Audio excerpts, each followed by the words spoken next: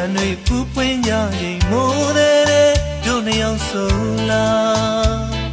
အလွယ်ရဆိုရင်မိုးကပြီးတယ်အလွယ်ကြည်စရာရာဒီအမီတော့လလမှုနဲ့တူရင်ထဲမှာအမြဲတမ်းမင်းကိုတန်တာလို့တတိယနေတာအလွယ်ရဒီမှုမြဲချင်နာလူရဲ့ဇုံပန်းပွင့်ကြီးပြန်ခဲ့ပါမယ်ချစ်သူပြောတဲ့စကားနဲ့ပြန်ချရအောင်နေအနှစ်တရာပြောင်းလဲဝတ်တမ်းမှုတိုင်းစောင့်နေ